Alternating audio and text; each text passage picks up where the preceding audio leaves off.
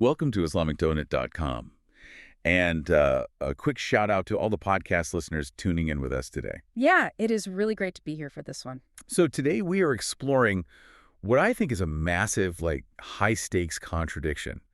Because on one side, you have the cryptocurrency market, right? Oh, absolutely. The multi-trillion-dollar digital casino. Exactly. It's this 24/7 space where fortunes are just, minted and erased, literally, while you sleep. But then on the other side, you have this profound desire to strictly adhere to ancient Islamic financial law. Right. And for a lot of people, those two things just seem completely at odds. Yeah, they do. So our mission for this conversation is to provide absolute clarity for you. We want to outline the mechanics of what makes a trade halal, what makes it haram, and how you can actually participate in this digital finance revolution without compromising your spiritual integrity. It's such a critical balancing act. I mean, we are talking about a space defined by extreme volatility, unregulated platforms, and just an endless barrage of complex financial tools. Seriously, it never ends. It doesn't. And navigating that landscape without a clear ethical map, well, it inevitably leads to both financial ruin and, frankly, intense spiritual anxiety. Yeah, the tension is incredibly real for anyone listening right now. Mm-hmm. Like you open an app on your phone, you see those glowing green and red charts moving in real time, and naturally, you want in. Of course, everyone wants to participate. Right. You want to build wealth, hedge against inflation, provide for your family's future. Yeah. But simultaneously, you want to look at your portfolio and know, without a shadow of a doubt, that the wealth you are bringing into your home is pure. And it's pleasing to Allah. Exactly. Yeah. And for a lot of people, those two desires, playing the modern crypto game and staying true to ancient religious principles, they just feel completely incompatible. They seem fundamentally opposed, sure, until you look at the actual function of Islamic financial law. Okay, what do you mean by that? Well, these ancient rules were not designed to prohibit wealth generation. That's a huge misconception. They were designed to ensure transparency, fairness, and systemic stability. Right, to keep the market honest. Exactly. So when you apply those exact same principles to modern digital assets, you are actually building a fortress around your investment. Oh, I like that framing. A fortress. Yeah, because the rules force you to be an honest investor. They protect you from the systemic fragility and the massive invisible debt traps that define so much of the modern crypto space. Okay, let's unpack this baseline before we even look at a single chart or, trading strategy. Because if we want to understand what makes a digital trade legitimate, we have to start with a really simple real-world physical analogy. Right, the watch analogy. Exactly. I cannot sell my friend's watch because I do not own it. If I don't own the watch, any transaction I try to make with it is fundamentally fraudulent. That physical logic that forms the absolute non-negotiable bedrock of Islamic commerce, the golden rule, essentially. Which is? That you must completely own and be in possession of an asset before you can sell it. You just cannot sell what you do not have. But, okay, how does that physical reality translate to an invisible digital token? It's floating on a decentralized network. I can't hold a Bitcoin in my hand. Right. Well, in the digital realm, possession is defined by cryptographic control. Cryptographic control. Okay, break that down for us. So you aren't holding a piece of metal, obviously. You are holding a private cryptographic key. And that key is essentially a complex digital signature. Right, like a password. Kind of, yeah. It proves to the entire network that you have exclusive authority to move a specific piece of data. Okay, so if I have the key, I have the coin. Exactly. If you control the private keys, you possess the asset. If you do not have exclusive control over those keys, you do not own the coin. And therefore, you cannot ethically or legally trade it. Wow. Okay. That brings up a massive issue with how people actually interact with crypto today, doesn't it? Oh, a huge issue. Yes. Because millions of people, they just download a centralized exchange app, link their bank account, and click a big green button that says buy Bitcoin. Yep. It's designed to be frictionless. Right. And their screen immediately shows a balance of 1 Bitcoin. To the user, that feels entirely like ownership. But it's not. You are describing the illusion of ownership, and it is honestly one of the most dangerous traps in modern trading. Wait, really? The illusion of ownership? Yes. Because many of these heavily marketed, incredibly user-friendly brokerages are not actually selling you the underlying digital token. What are they selling me? They are selling you a synthetic asset or a paper contract. It's usually called a contract for difference or a CFD. So what is actually happening mechanically when I click buy on one of those platforms? Because I thought I was getting a Bitcoin. Mechanically, the broker isn't going to the blockchain to secure a Bitcoin for you at all. Wait, they aren't. No. Instead, you are entering into a private, off-chain betting agreement with the platform. The contract simply mimics the live price feed of Bitcoin. Okay, so it's just tracking the price. Exactly. If the price goes up from the moment you clicked buy, the broker owes you the cash difference. If the price goes down, you owe the broker the difference. But I don't get a key. You are never issued a cryptographic key. You cannot withdraw that supposed Bitcoin to your own private hardware wallet. And because you cannot take actual delivery of the asset, you do not possess it under Sharia law.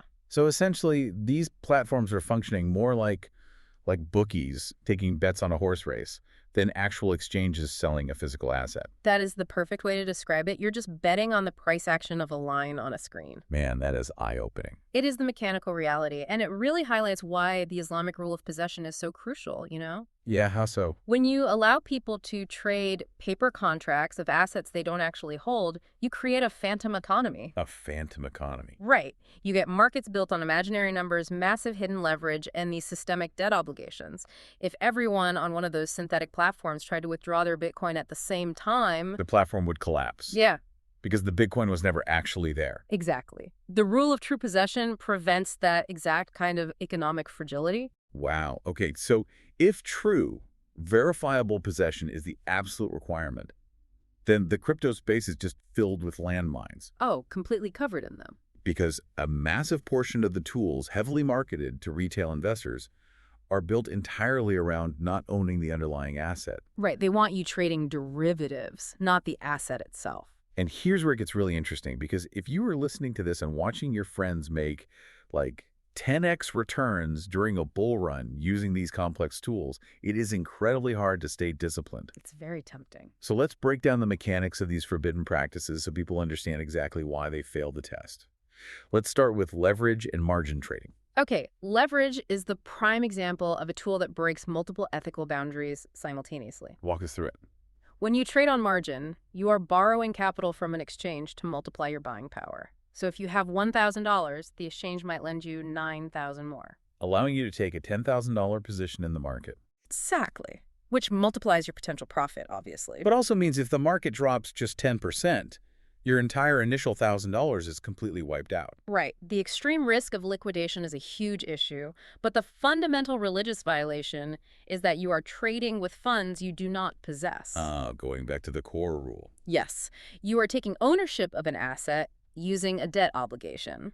Furthermore, exchanges do not lend you that money out of the goodness of their hearts. Obviously not. They want to make money too. Right. So they charge interest on the borrowed funds, which introduces riba into the transaction. So you are compounding forbidden practices. Trading what you don't own and paying interest on top of it. Yeah, that's a clear no.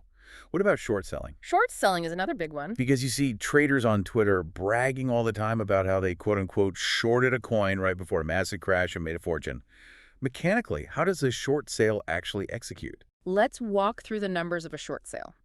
Say you believe a particular token, let's say it's currently priced at $100, is a terrible project and is going to crash. Okay, I think it's going to zero. Right. You go to an exchange and ask to borrow one of those tokens from someone else's account. So I'm borrowing the token itself. Yes. The exchange lends it to you. You immediately take that borrowed token and sell it on the open market, putting $100 in your pocket. But wait, I still owe the exchange one token. Correct. Now you wait. If your thesis is correct and the token crashes to $20, you take $20 out of your pocket, buy a token off the open market, and return it to the exchange to clear your debt. Oh, I see. And I just keep the $80 difference as profit. Exactly. But the moment you sold that initial token for $100, you violated the baseline rule of Islamic commerce. You sold something you did not own. You just borrowed it. You sold an asset that was the rightful property of a third party, hoping to profit off its devaluation before replacing it. That's wild when you think about it like that. It completely severs the requirement of true possession. Short selling is categorically forbidden. Okay, that makes perfect sense. Let's pivot to another massive sector of the crypto economy, which is yield farming and staking. Ah, yes. This is where it gets tricky for a lot of people. Right, because this is where the lines get very blurry for the average investor. People lock up their coins in various smart contracts to earn a passive return, But to a layperson, that return can look awfully identical to a traditional bank interest rate. It does look similar, which is why this requires a very careful distinction between forbidden riba, which is interest, and permissible halal commerce. So how do we tell the difference? You have to look under the hood at the mechanics of the yield. If a platform tells you, lock up your Ethereum with us and we guarantee you will earn exactly 5% back every single month. Then that is a fixed, guaranteed return on locked capital. Yes.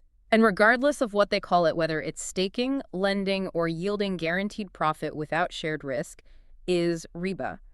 It is functionally identical to a traditional interest-bearing savings account. But wait, I see observant traders participating in decentralized liquidity pools all the time, earning returns that are considered perfectly fine. They are. So how does a liquidity pool function mechanically so that it avoids being classified as riba? The key difference is risk, reality, and variable performance. In a decentralized liquidity pool, you are not lending money to a central bank. What are you doing then? You are providing inventory for a digital marketplace. Imagine a physical currency exchange booth at an international airport. Okay, like the ones where you swap dollars for euros. Exactly. They need drawers full of euros and dollars to facilitate trades for travelers. And they charge a small fee for every swap. Right. A decentralized liquidity pool operates the exact same way.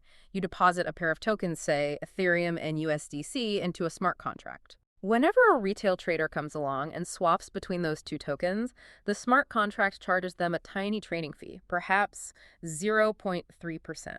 And where does that fee go? That fee is deposited back into the pool as revenue for the people who provided the inventory. Which means the return is not guaranteed at all. It is entirely variable. If the market is completely flat and no one is trading, you earn zero fees. Makes sense. But if the market is incredibly volatile and trading volume explodes, your returns spike. You are sharing in the actual fluctuating risk and reward of a real business activity facilitating currency exchange. You are a partner in an enterprise, essentially. Exactly. Not a lender demanding a risk-free payout. Variable returns tied to genuine market performance represent permissible commerce. Okay, that really clarifies the passive income side.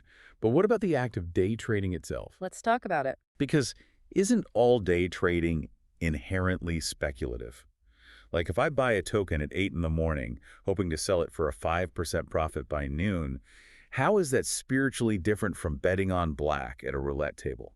Where is the actual line between rapid commerce and gambling? That is a brilliant question, honestly, because the line is defined by intent and ownership, not by speed. Not by speed. Interesting. Right. Islam absolutely permits rapid commerce.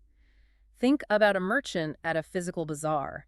They might buy a crate of apples at dawn and sell the entire crate by midday for a profit. That is essentially day trading physical goods. Yes. The difference between commerce and macer, which is gambling, lies in the nature of the transaction. In commerce, you purchase a real asset, take true possession of it, and attempt to sell it to someone who values it more. So taking the risk that the price might go down while I hold it is just the natural risk of doing business. It is. Gambling, on the other hand, involves staking money on a purely random outcome without ever engaging in a transfer of tangible value. Right, like the CFDs we talked about earlier. Exactly.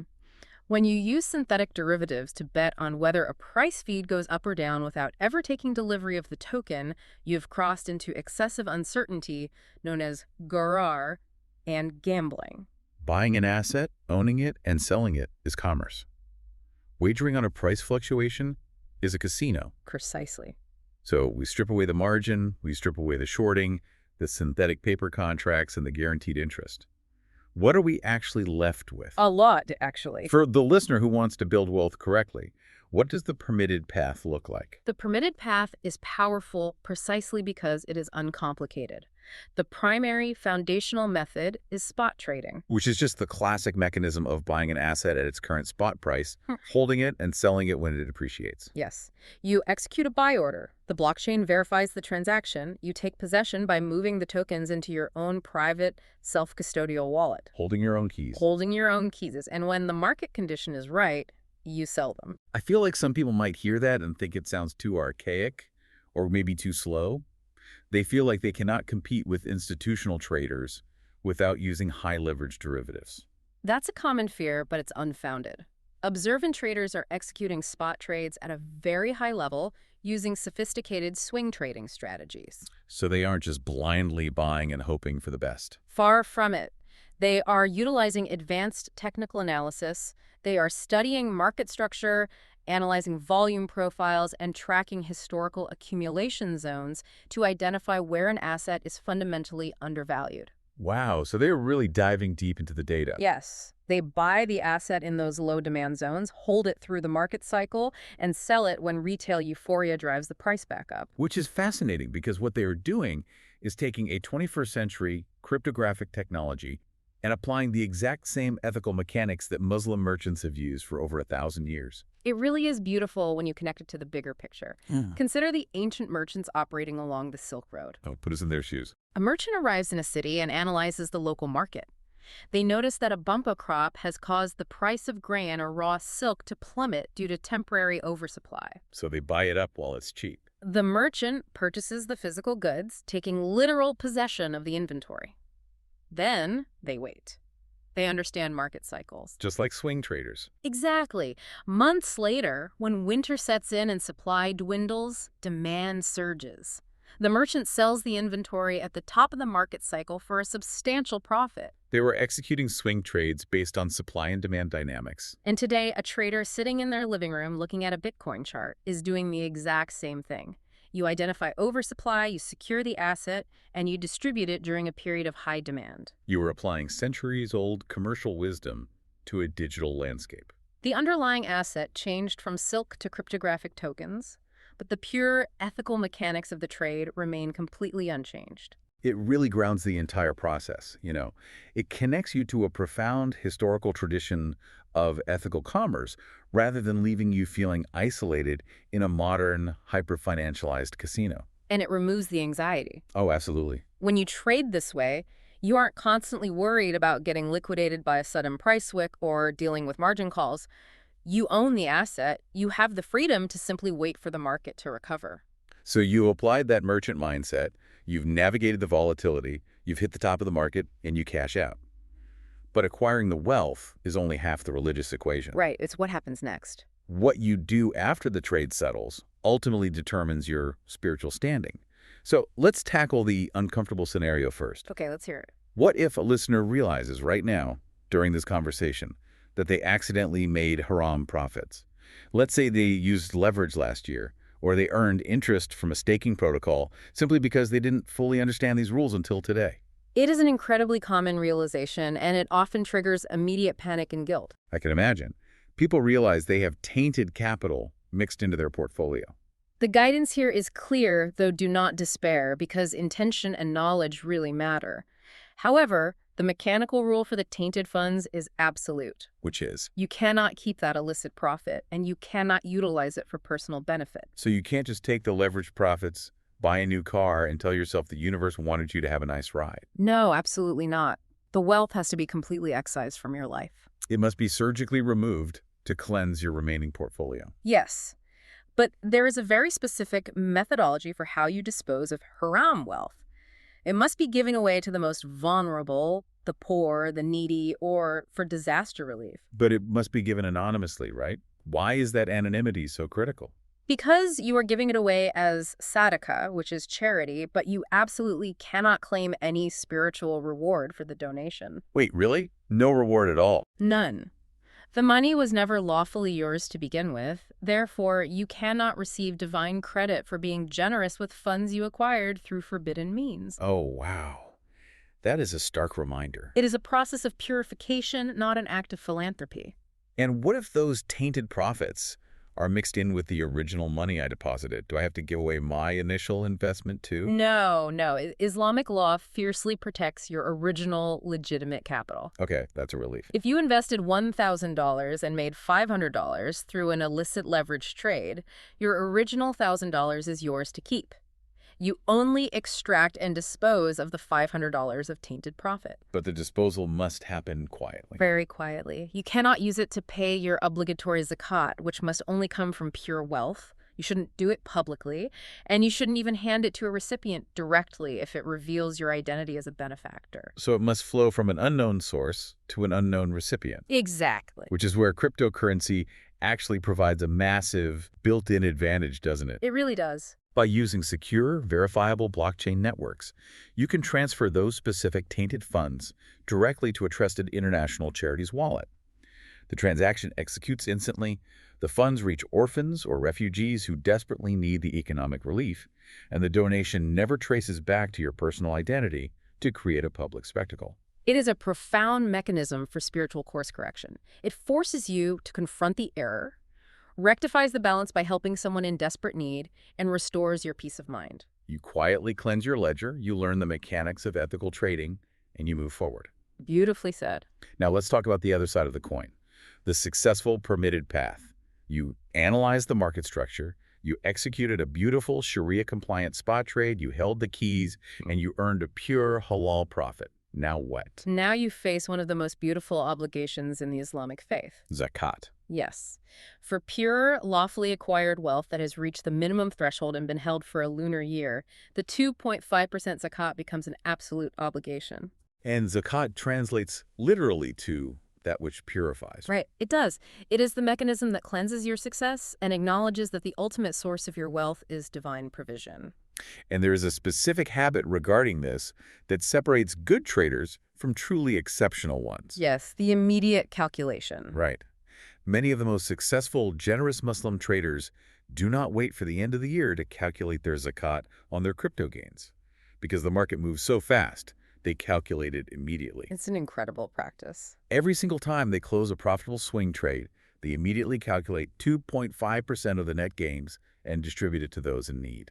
What is remarkable about that habit is how it fundamentally alters the psychology of the trader. How so? First, it ensures that their digital assets remain spiritually clean all year round, eliminating any anxiety about complex year-end calculations on volatile tokens. That makes a lot of practical sense. But more importantly, it physically hardwires generosity directly into their trading algorithms. It completely reframes the purpose of logging onto an exchange. You aren't just trying to run up a high score on a digital dashboard. No, it becomes much bigger than that. Every time your analysis is correct and you win a trade, the vulnerable win alongside you.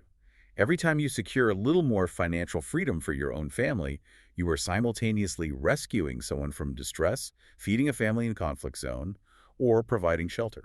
Your halal profit literally carries the real-time power to alter reality for someone else. That gives me chills. That is so powerful. That is the ultimate objective of Islamic financial law. Wealth is not condemned, it is encouraged, but it is viewed as a profound responsibility. When pursued ethically, secured honestly, and distributed justly, wealth becomes a powerful mechanism for global good. Exactly. Well, we have covered a tremendous amount of ground today, so let's synthesize the journey we just took. First, establish true ownership. You must possess the actual cryptographic keys to the digital asset, not just a synthetic paper promise from a centralized broker. That's step one. Second, you have to actively reject the traps. Refuse to trade with borrowed margin, completely avoid the mechanics of short selling, and walk away from any protocol offering a fixed, guaranteed interest rate. Avoid the riba and the gharar. Right. Third, understand that you can absolutely thrive in this space by applying the ancient ethical mechanics of supply and demand commerce to modern tokens through patient spot and swing trading. The Silk Road merchant mindset. Exactly. And finally, rigorously purify your wealth. Surgically extract and anonymously discard any haram mistakes and build the habit of generously distributing 2.5% of your pure profits to change the world around you. As we conclude, I'd like to leave you with a thought. Consider the profound irony of the specific technology we are discussing today. Okay, what's that? Well, blockchain was invented to be a modern, high-tech solution for perfect digital transparency.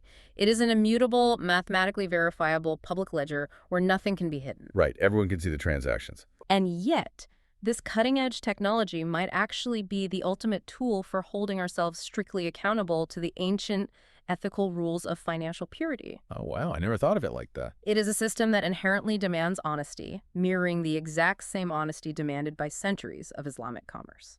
The technology of tomorrow, perfectly facilitating the ethics of the past. That is a brilliant way to wrap this up. Thank you to everyone for joining us on this exploration. We hope this conversation has armed you with absolute clarity, mechanical understanding, and peace of mind as you navigate the digital markets. Remember to visit www.islamicdonut.com. Take care, trade ethically, and we will catch you next time.